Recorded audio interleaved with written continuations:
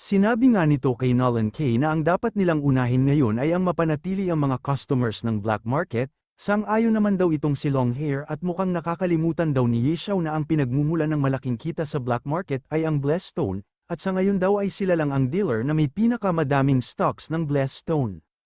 Sinabi naman ni Nolan Kay na ang presyo nila ngayon ay mas mataas sa normal na price ng Blessed Stone at tinanong kung ibebenta ba nila ng palugi ang mga ito. Hindi naman daw nila kailangang malugi at pwede nilang ibenta ang mga Blessed Stones nila sa kaparehas na halaga kung magkano ito binenta ng ating bida sa kanila o 400,000 ang bawat isa. Pero paano daw nila mabebenta ang mga ito sa 400,000 dahil sa masyado itong mataas kumpara sa normal na presyo nito?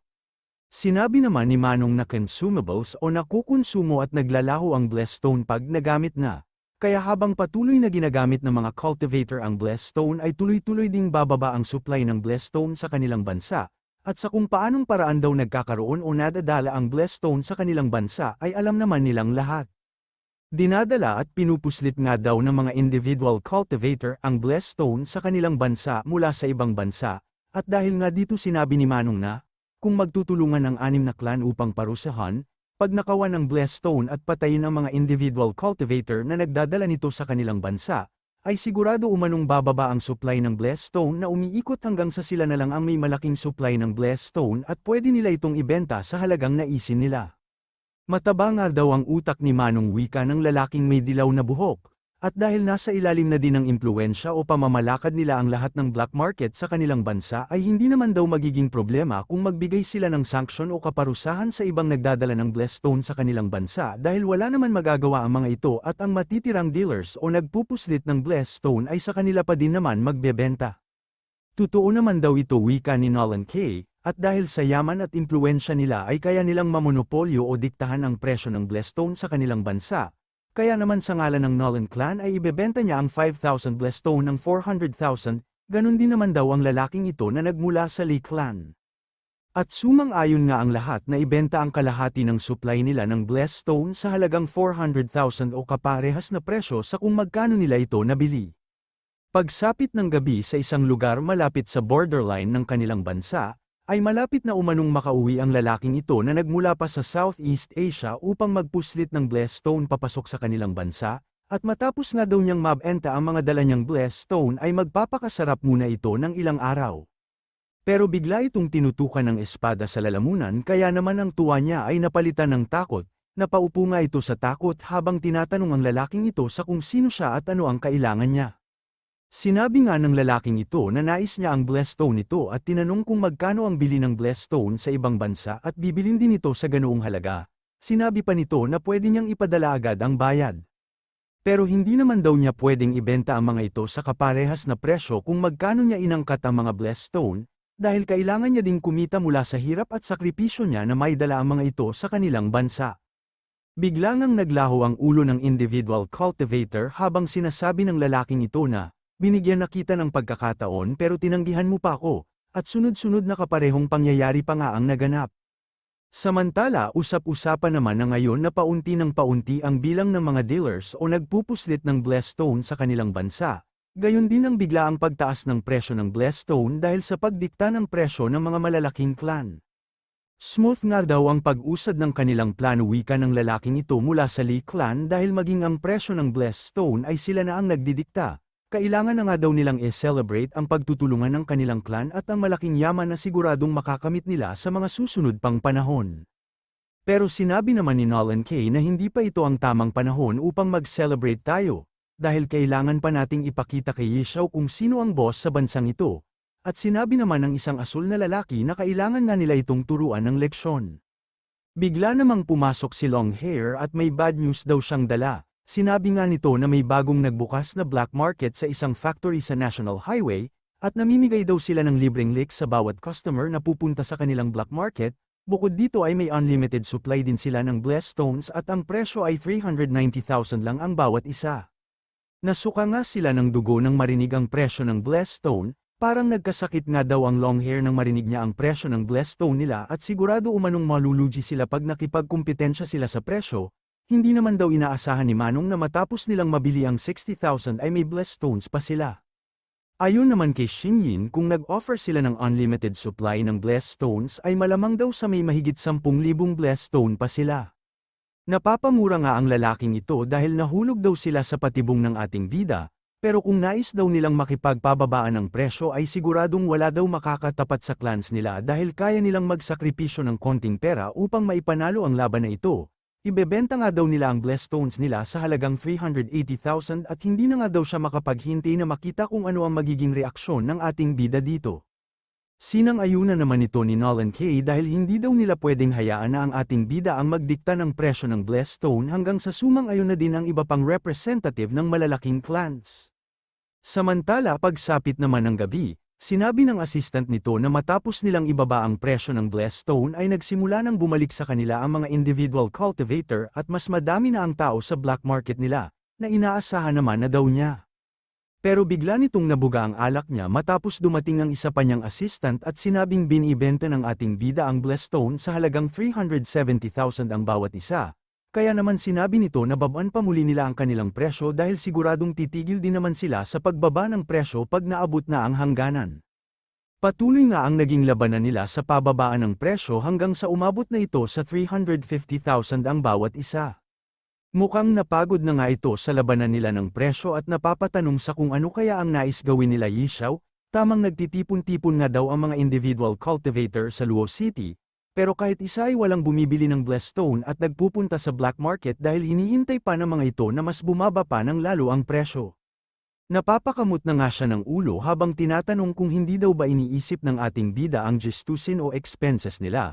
At mukhang nakikipaglaro nga lang daw ang mga ito sa kanila upang lalo pang pababain ang presyo ng blessed stone at lumaki ang lugi nila. Sinabi nga ni Manong na pag nagpatuloy pa ang labanan nila sa presyo ay malaki o mas lalaki pa ang malulugi sa kanila. Pero sinabi naman ng lalaking ito mula sa Lee Clan na mas malaki pa ang mawawala sa kanila pag hinayaan ang ating bida na diktahan ang presyo at mamunini sa Luo City, sabay tinanong si Manong kung nais ba nitong tawagin silang grupo ng mga duwag ng ating bida. Nainis nga ito nang marinig niya ang salitang duwag, matagal na nga daw siya sa larangan ng negosyo ay may isang pagkakataon din kung saan nalulugi siya ng 300 million kada araw, kaya hindi siya papayag na tawagin siyang duwag ng gago nating bida.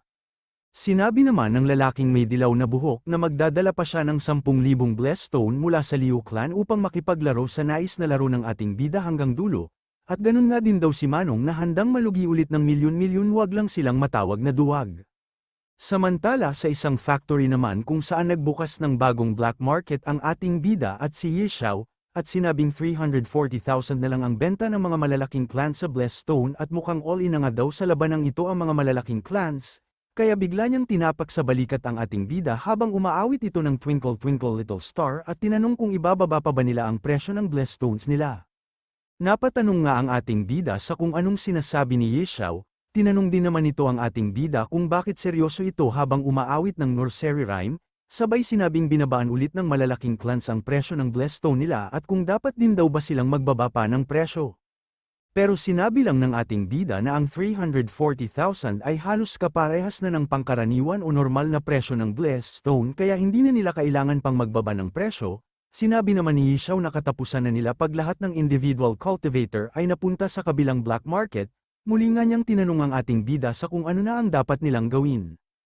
Tanga ka ba wika naman ng ating bida, dahil imbis na magbaba daw sila ng presyo ay dapat samantalahin na lang nila ang pagkakataong ito. Bamulong nga ito at inutusan si Yishaw na magpapunta ng mga tauhan nila sa kabilang black market, at sinabi lang naman ni Yishaw na siya na ang bahala. Pagsapit ng umaga ay sinabi naman ng assistant nito na, lahat ng individual cultivator ay magdamag ng nakapila sa black market nila matapos nilang ibaba sa 340,000 ang presyo ng blessed stone at wala na din daw nagpupunta sa black market ng ating bida.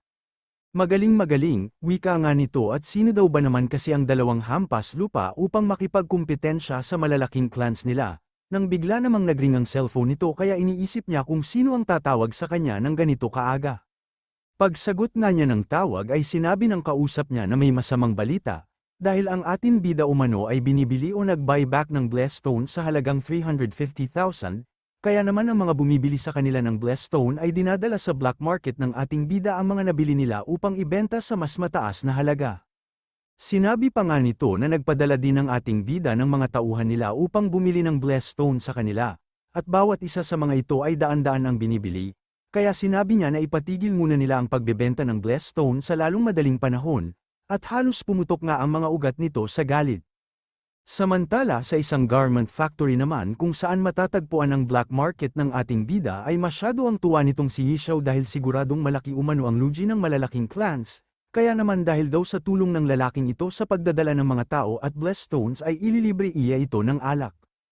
Nagpaalam nga ito sa ating bida upang mag-inom daw muna kaya naman sinabi ng ating bida na bukas na lang niya ibibigay ang hati ni Yishao sa kanilang kinita. Samantala sa loob ng garment factory sa kanilang opisina ay makikita ang mga blessed stone na ito, na hinihimas-himas pa ng ating bida habang iniisip na malaki ang naitulong ng kaibigan ni Yixoa, at hindi ka daw siya makapaniwala na sa loob lamang ng 6 na oras ay nabawi nila o nakapag-buyback sila ng 27,000 blessed stone mula sa malalaking clans. Agad naman niyang nilabas ang kanyang seal at binalik ang mga blessed stones sa loob nito habang iniisip na, mayroon na ulit siyang 55,000 blessed stones ngayon at nagkaroon pa siya ng 6 na spiritual tools mula sa kanila. Bukod dito ay kumita din siya ng limpak-limpak na salapi. Pero isang bagay nga lang daw ang hindi nagpapasaya sa ating bida, dahil nakakadismaya ang mga spiritual tools na binigay nila. Mukha naman daw magaganda at malalakas ang mga ito dahil sa mga pangalan ng spiritual tools na ito pero walang silbi sa kanya ang mga ito. Ang mga gagamit nga daw nito ay siguradong hindi pa matatalo ang kanilang squirrel, kaya mas mainam kung absorbahin na lang ito ng divine water. Nang hawakan naman niya ang perlas na ito ay na-activate ang will sa puso ng ating bida o will of fire kaya napapatanong siya kung anong meron sa perlas na ito. Dahil ang bagay lang daw na alam niyang nakakapag-activate o gumigising sa kanyang will of fire ay ang mask. Sinisilip nga ng ating bida ang loob nito at sinabing wala namang espesyal o kakaiba sa dark mist sa loob nito, pero bakit daw kaya na-activate ang will of fire niya? Sinubukan nga nitong mag-inject ng kanyang aura at sinabing gagamitin niya ang willpower niya upang tignan ang loob nito. Samantala pagpasok nga niya sa loob ng perlas na ito ay nakita niya ang hamog o dark mist kung saan sinubukan niya itong hawakan, ay biglang nag-react ito at sa lakas ng puwersa ay napaatras ang ating bida kaya naman iniisip niyang gamitin ang kanyang galaxy at will of fire para ma-suppress ito. Nagliwanag nga ang will of fire ng ating bida at sa tulong ng kanyang galaxy ay sinubukan niyang ma-suppress ang bagay na ito kung saan nagkaroon ng pagsabog dahil sa ginawa ng ating bida. Mukhang naging kalmado naman daw ang dark mist na ito kaya iniisip niya kung gumana ba ang ginawa niya at nangiti na nga lang ang ating bida. Ilang sandali pa ay sinundot-sundot niya ito habang sinasabi na wala talagang makakatalo sa kanyang galaxy, tinatanong nga niya ito kung nais pa ba nitong paalisan o palabasin sa perlas ang ating bida dahil kanina daw ay ginagamit nito ang malakas na puwersa upang itulak siya, pero ngayon daw ay sigurado ang ating bida na hindi na ito gagalaw kahit 1 pulgada pa. Hanggang sa bumalot sa mga daliri niya ang black mist at nagsalita ito. Tinanong nga ng dark mist kung sino ang ating bida dahil pamilyar daw sa dark mist na ito ang dugo ng ating bida, kaya naman napapaisip ang ating bida kung ano ang nangyayari at mukhang may tao daw sa loob ng dark mist na ito. Pero hindi daw niya masiguro kung tao nga talaga ang nasa loob nito, at kung isa na naman itong A-rank tulad ng Hellfiend ay siguradong hindi niya ito kayang talunin dahil wala naman si Master dito, at kailangan na nga daw tumakbo ng ating bida. Mabilis nga niyang hinayla ang kanyang kamay at sinubukang tumakas o lumayo sa dark mist na ito na kasalukuyan naman siyang hinahabol, kaya napapaisip ang ating bida sa kung ano ang meron sa perlas na binigay sa kanya dahil kakaiba daw ito. Mas binilisan pa nga ng ating bida ang paglabas dito, hanggang sa unti-unti itong naglaho at hindi naman lumabas sa perlas ang dark mist. Iniisip nga nito na wala siyang sapat na lakas upang ma-suppress ang dark mist, kaya mas mainam kung itatago na lang muna niya ang perlas na ito. At patungkol naman daw sa last na spiritual tool ay sakto namang dumating si Alan Kay. Hinahanap nga nito si Yishao, at sinabi naman ng ating bida na uminom ito kasama ng kanyang kaibigan, pero kung pwede daw ay isarado muna ni Alan Kay ang pintuan at may pag-uusapan sila habang mabilis na tinago sa kanyang likuran ang kanyang seal. Naggalit-galaitan naman itong si Alan Kay habang papasok ng kwarto kaya natatakot na ang mga individual cultivator na ito. Sa pagkalabog nga ng pintuan ay napapatanong sila sa kung anong ginagawa ni Alan Kay dito. Si Alan Kay na may matindi o nakakatakot na postura ay tinitignan lang ng ating bida na ibig-ibig ng matawa. Ilang sandali pa nga ay nagtatawanan na ang mga ito at tinatanong ni Alan Kay kung magaling ba siyang umarte, na sinang-ayunan naman ng ating bida at inominate niya daw ito bilang Best Actress ng taon. Samantala ilang araw nga ang nakakalipas ay kinausap ng ating bida si Nolan Kay kung gusto ba nitong makipagtulungan sa kanila ni Yishaw sa mga nais nilang gawin. Sinabi nga ni Nolan Kay na kahit sino ay kayang gumawa ng gulo. Pero dahil nandito ka ngayon at kinakausap ako ay mukhang alam ninyo ang ginagawa nyo. Samantala sa kasalukuyan naman ay hinahanap ni Nolan Kay ang pinangako sa kanya ng ating bida, dahil ito na umano ang oras para ibigay niya ito. Agad namang hinagis sa kanya nito ang Jade Pendant. Ang Jade Pendant nga daw na ito mula sa Lee Clan ay kapalit ng kanyang Vajra, at ipapadala na lang niya kay Yishaw ang ibang Blessed Stone upang mapunan ang kakulangan nito sa presyo o halaga. Masaya naman si Nolan Kay habang sinusuot ang Jade Pendant, kaya tinanong ng ating bida kung ganun daw ba ito kahalaga sa kanya, na sinabi lang namang wala ka talagang alam sa mga ganitong bagay. Iniisip naman ng ating bida na sino daw bang mag-aakala na ang matapang na babae tulad ni Nolan Kay, ay gagawin ng lahat upang makuha ang Jade Pendant at mapatagal ang pagtanda o mapanatili ang kanyang kagandahan, kaya hindi daw talaga pwedeng maliitin ng ating bida ang pagkahumaling ng mga babae na mapanatili ang kagandahan at kabataan nila. Nagpaalam na nga ito pero bago siya umalis ay pinapasabi nito sa ating bida kay Yishaw na pag nakipag-plok-plok ito sa ibang babae ay katapusan na niya. Sabay may kumalabog ng malakas, winasak nga nito ang pintuan at tumatakbo habang kunwaring umiiyak at sinasabing mananagot si Yishaw sa 6 na clans. Iniisip naman ng ating bida na professional talaga si Nolan Kay dahil hindi nito nakalimutan ang pag-arte sa pag-alis niya. Pero mas mainam daw sana kung makakatanggap siya ng reimbursement sa pagwasak nito ng kanilang pintuan.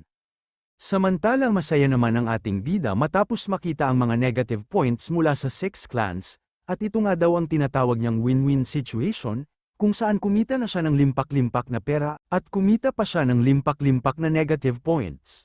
Pero nagtataka ito dahil matapos ang malaking kalokohan na ginawa niya ay hindi siya nakakatanggap ng negative emotion points mula kay Nieting, at habang nakatingin nga ito sa kanyang system ay nagring ang cellphone nito.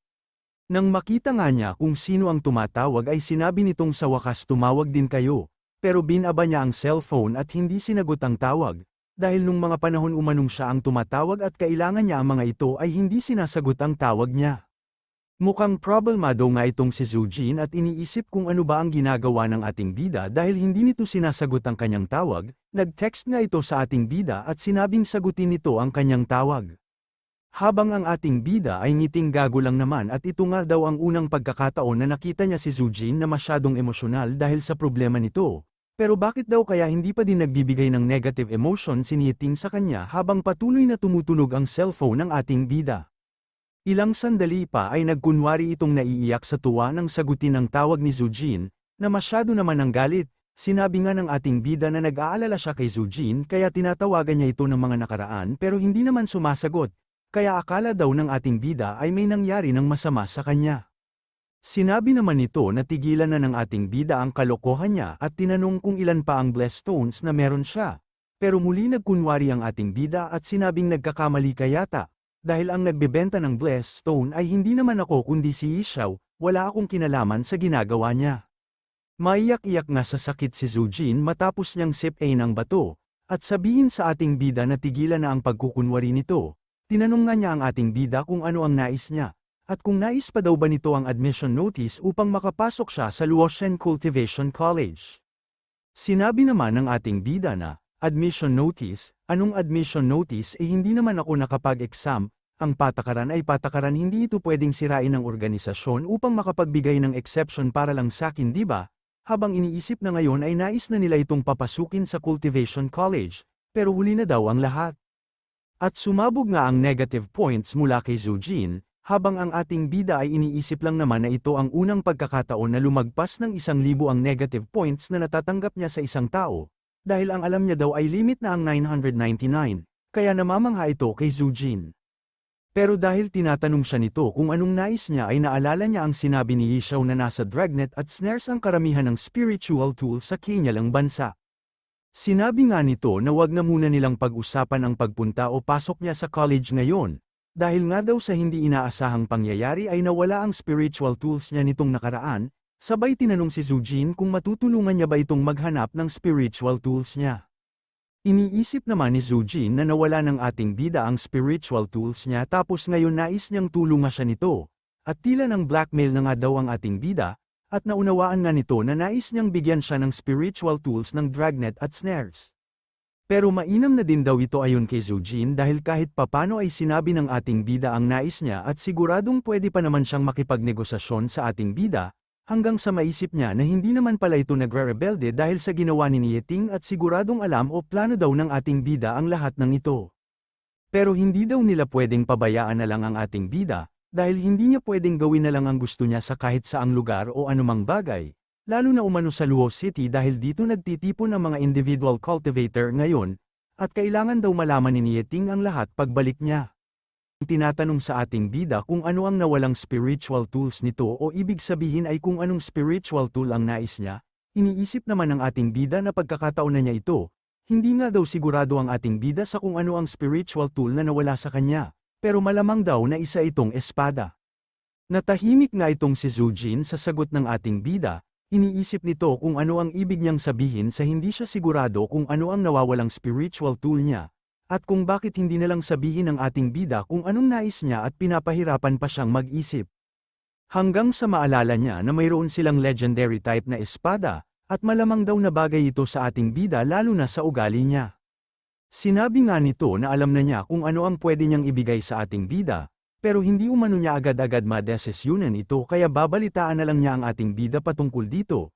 Pero mas mainam na din daw na maghanda na ang ating bida na mawala sa kanya ang lahat ng mga bagay na nakuha niya sa ilegal na paraan o kanyang kalokohan. Iniisip nga nito kung ang ibig sabihin daw kaya ni Zujin ay i-freeze nila ang mga bank account niya. Pero wala naman daw problema dito basta hindi nila kukunin ang mga blessed stones niya sa kanyang seal. Iniisip nga din ng ating bida na kailangan niyang isalba ang mga pwede pa niyang masalba. At kailangan nga daw niyang ilipat ang pera sa bank account ni Xiaoyu pero sana daw ay hindi ito mabigla pag nakita niya ito. At tumawag naman si Xiaoyu sa kanya. Tinatanong nito kung anong kalokohan ang ginawa ng ating bida at kung saan ito kumuha ng madaming pera at kung bakit ito nagpapadala ng 500,000 sa kanyang account araw-araw.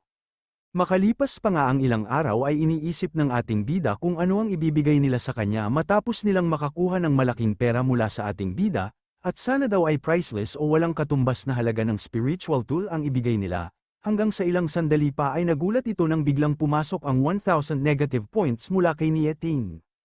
Sunod-sunod nga ang pasok ng negative points mula kay Nieting na matagal nang hinihintay ng ating bida, iniisip nga nito na gusto siyang isahan ni Nieting at ipadala sa abroad at puwersahang gawin ang mga bagay na nais niya pero hindi naman nais ng ating bida, kaya hindi daw siya makakapayag at magsubukan na lang sila.